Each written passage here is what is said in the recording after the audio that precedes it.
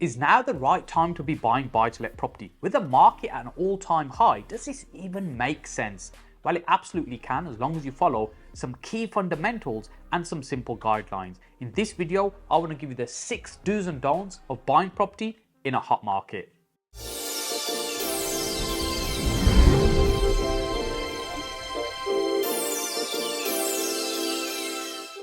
Hey, if you're watching my videos for the first time, my name is Saj Hussain, and on this channel I share with you my 15 plus years of property investing experience to ultimately help you get further faster in your own property investing journey. The average house price is now in excess of £282,000, and just in the last year the prices have increased more than the average salary. So that means if you'd purchased a property a year ago in an average town at an average price and did absolutely nothing, you'd have earned about the equivalent of an average salary by sitting on your backside and doing nothing. Now, since lockdown in 2020, nearly 3 years ago now, prices have risen by about £43,000 on average. So if you just think about that for a moment, by doing nothing, i.e. not getting involved in property, you probably missed out on about £43,000. But let's just say you'd purchased one property a year for the last 3 years, particularly during the lockdown or with what's been going on. That means you would have been better off by about £129,000. Let that sink in for a moment. Does that make you want to feel like you want to cry? Hey, look, it's not too late. That's the key thing. When it comes to buy-to-let property and long-term investment, one of the most important parts is not waiting to buy property, but buying property and waiting. It's not about timing the market, but time in the market. Ultimately, we know as a long-term buy-to-let investor that the property market rises, but we know there's dips during that time as well. There might be price drops, there might be crashes in the market, but long-term the property market rises, and that's why people get involved in buy-to-let property. It's not just the monthly rental profit they might be making, which often isn't significant, let's be fair about that, but the long-term capital growth is really where the benefit is. So it's about how much time you can get into the market. It's never too late, but you need to get some key fundamentals right. One theory is that the property market moves in 18-year cycles. So if we think about the last time we had a massive crash in 2008, it's been about 15 years. So with that cycle in mind, it means we're probably going to end up with having a crash sometime soon. When is that going to happen? Well, look, the reality is nobody knows. Is it going to be next month? Is it going to be within 5 years? We don't know. If we follow that property cycle, that means a crash is coming. If you want to learn more about the 18-year property cycle, I'll link up a video over here for you that I did previously, and you can watch that after this video.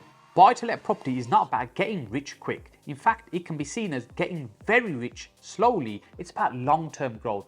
If we look at the last time we had a major crash in the market in 2008, or what the prices were just before that in 2006 and 2007, and we look at where the prices are now, they are significantly higher now than they were at the peak before the last crash. And that's because we have this confidence that the market will continue to rise. If we look at some of the property data that's available to us, for example, Halifax, they report in 1999, the average house price was about £91,000. And when we look at the current house prices now, about £282,000, that's about 210% more than it was during that time. And during that time, we've also had a major recession in 2008 as well, but prices are still significantly higher. And there's no reason why this trend is just not going to continue.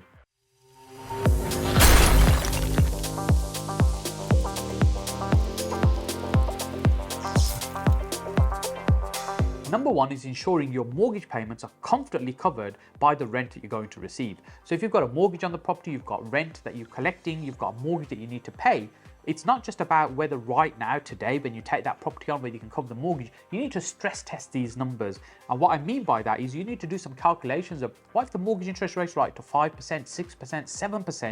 And when I got involved in property about 15 years ago, much of the average calculation we used to do at the time is around 6%, 7%. Sometimes we do calculations based on that. So you need to stress test your figures and say, look, well, if the rent remains the same, what is it that the mortgage can go up to at what interest rate that you're still comfortable and being able to cover those payments? Number two is about having a healthy, positive cash flow. Now, this is different to number one in the sense it's not just about being able to cover the mortgage payments, but being left with a decent amount of profit each month so you can cover certain emergencies. For example, let's say you have a boiler repair, a roof repair that needs doing. These can run into thousands of pounds, so you need to make sure you've got a bit of a buffer that you're building up. Because remember, with buy-to-let property, your real profit is at the end when you exit out or you refinance because the values have constantly risen. During that time, really you're just holding the property. You might be making a little bit of profit from that. One things we like to do to make sure that we can do number one and number two is to run the properties as HMOs, not just any HMOs, but really good quality high-end HMOs that really command premium rents. So that means we're making a massive profit during the time we're holding them, as well as benefiting from the long-term capital growth. Number three is about getting some extra value from your buy to let. So how does that work? Well, you've probably heard of below market value, when you buy the property below what its true value might be. Even if it's a small amount, you probably make a little bit of saving. Now, in a strong market like this, I know that's not so easy to do, but it's understanding these are long-term principles we're talking about. So if you can save a little bit of money in terms of purchase price, people talk about you make your money when you buy, that's what they're referring to. So you get a bit of a discount initially when you purchase the property as well. So that's one way. But more commonly in this market, when you've got a hot market, you want to be able to add value. You want to be able to improve the property to lift the value up of that particular property. Effectively, you're creating equity into the deal that doesn't necessarily exist on one that you purchase at a regular price and just rent it straight out.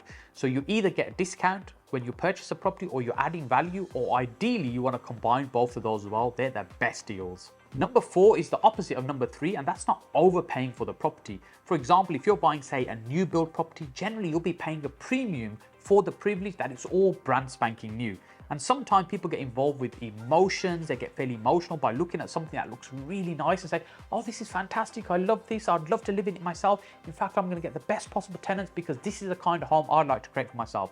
That may be the case, but remember, this is a business. It's not that you should have no emotion in this transaction, but remember, it is an investment, it's a transaction, and needs to generate you a return. Yes, you can still make new buildings work for you. You're probably going to get much higher return if you're purchasing more wisely. Number five is about avoiding the high risk property investing strategies when it comes to the property investing spectrum. These, for example, are buying, say, off plan, which is you're buying off a drawing where something doesn't exist right now, with a view you'll be able to complete that transaction once that property is being built. So let's say a tower block is going up right now. You've got some plans and some lovely pictures, some CGI somebody's created. It looks fantastico. And you're going to be purchasing into that idea, and maybe even gain a bit of a discount of what the market value currently is. And by the time the property is built, it might even be worth significantly more, or even a little bit more. So not only you make a benefit of the below market value, which we were talking about in the earlier points, but also you're getting an increase in market value as well. Hey, what can go wrong? Well, let's just roll the clock back to maybe 2006, when a lot of people were doing this strategy. And then you look at what happened in 2008. Well, many of those people that were following that strategy got their fingers burnt, because even a small change in the market and the market sentiment, or a decline in property prices, you find off-plan new build, they're the ones that suffer the most. And unfortunately, many of the large developers went bust during that time as well, because they couldn't end up delivering what they were expecting to do because of the deep recession that happened at that time. Number six is something I'm seeing a lot of more recently, particularly over the last year with the prices rising so quickly. Rather than looking for motivated sellers, we're becoming motivated buyers. We're just desperate to buy. We're going into that estate agent, we're saying, look, please, I need that deal. I'll pay 10 grand more. Let me buy that property, because we're just desperate to get onto the housing ladder. And I think this is where we can make mistakes. This is where we can miscalculate whether something is a sensible deal, because we don't know whether the property market's going to change in the coming months, in the next year. It's going to increase, it's going to continue to rise, maybe it's going to flatten off a little bit, maybe even it might decline. We don't know. So you've got to be mindful that you're not overpaying and you're not making bad decisions just because everybody seems to be desperately trying to buy property right now. Much of what I've been speaking about right now is about using mortgages when you come into purchase property. And if you want to understand how buy-to-let mortgages work in much more detail, then you really need to watch this video that I've got lined up over here for you. But just before you go and do that, make sure you click on my face over here to subscribe to the channel. And remember, that way you get notified as well when we're releasing these videos. And look forward to seeing you next on this video over here.